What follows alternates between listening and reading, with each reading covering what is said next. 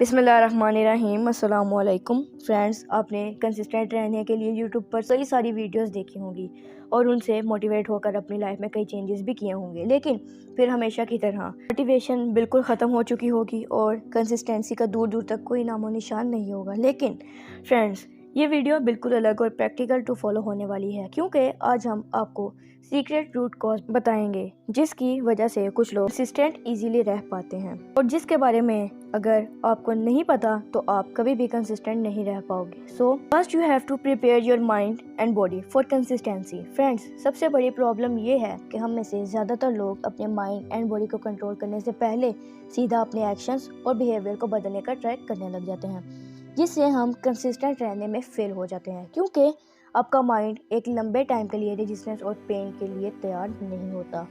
आप में अपनी इमोशंस और खुद पर स्ट्रॉन्ग सेल्फ कंट्रोल नहीं होता है, इसीलिए फिर आपके माइंड पर आपका मन हावी हो जाता है और आपका माइंड हार मान लेता है। और इसे ठीक करने के लिए आपको अपने आप को टाइम टू टाइम इन 3 रूल्स को याद करवाना होगा। Number 1, follow your heart less, follow your mind मोर।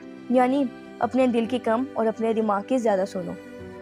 वो आपका मन ही होता है जो आपको कहता है कि छोड़ना यार, बाद में कर लेना, लेकिन इसी वक्त आपके बैक ऑफ द माइंड, दिमाग के किसी हिस्से से एक छोटी सी आवाज़ आती है कि कर ले भाई, ये तेरे लिए ज़रूरी है, आगे जाकर फ़ायदे में रहेगा।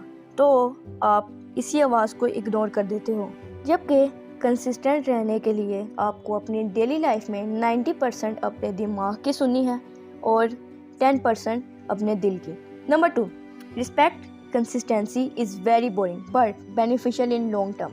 इस बात को एक्सेप्ट करो कि कंसिस्टेंसी बहुत ही बोरिंग चीज़ है, लेकिन लॉन्ग टर्म में ये बहुत ही फ़ायदेमंद होती है।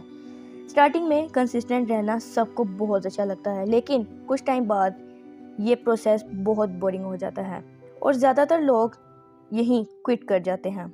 Number 3, work hard specially when you don't want to.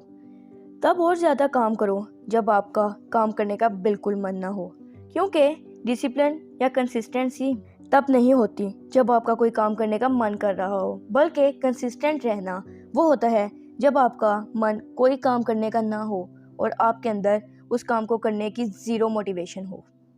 Then design your day according to your energy levels. Friends, आप जिस भी काम में कंसिस्टेंट होना चाहते हो, आपको सबसे पहले अपने एनर्जी लेवल को कुछ दिन के लिए ट्रैक करना चाहिए और देखना चाहिए कि आपका फोकस, एनर्जी और प्रोडक्टिविटी लेवल उस काम को करने के लिए सबसे ज़्यादा कब हाई होता है।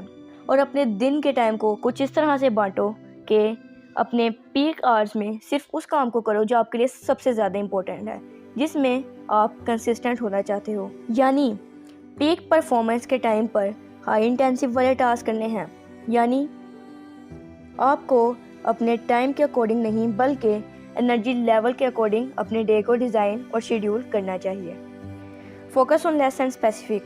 फ्रेंड्स, हम में से ज़्यादातर लोग जब कुछ करने का सोचते हैं, जैसे कि कंसिस्टेंट या डिसिप्लिन रहना, तब हम हाई स्टेटमेंट और मोटिवेशन में आकर कुछ ऐसे प्रैक्टिकल और बड़े गोल्स एक्सेप्ट कर लेते हैं, पर कहीं ना कहीं हमारे दिमाग को ये पता होता है कि ये गोल रियलिस्टिक नहीं, इसीलिए फिर हम उन्हें फॉलो नहीं कर पाते और खुद ही को कोसने लगते हैं और फिर हम इसी लूप में फंस कर रह जाते हैं। लेकिन इस प्रॉब्लम को अब आप बहुत ही आसानी से ठीक कर सकते हो, बस हमारी इस एक बात को फॉलो करके, जो कि है focus on one thing at a time. यानी एक टाइम पर सिर्फ और सिर्फ एक ही चीज़ को फॉलो करो, क्योंकि फ्रेंड्स, जब बात कंसिस्टेंट रहने की है तो आपको ओवर मोटिवेटेड होकर नहीं, ये नहीं सोचना कि अब से तो मैं कंसिस्टेंटली डेली ये भी करूँगा, वो भी करूँगा, वो भी करूँगा और बहुत सारी चीज़ों के लिए एक साथ कंसिस्टेंट रहूँगा, लेकिन एक टाइम पर सिर्फ और सिर्फ एक ही चीज़ पर फोकस करना है। जब तक जिस चीज़ के लिए आप कंसिस्टेंट रहना चाहते हो वो आपकी आदत ना बन जाए, आपको उस एक चीज़ के लिए लगातार 30 दिन तक कंसिस्टेंट रहना है और जब वो आसान लगने लगे तब आपको उसके लिए कंसिस्टेंट रहते हुए उसके साथ दूसरी किसी चीज़ को ऐड करना है, इसके लिए आप कंसिस्टेंट रहना चाहते हो।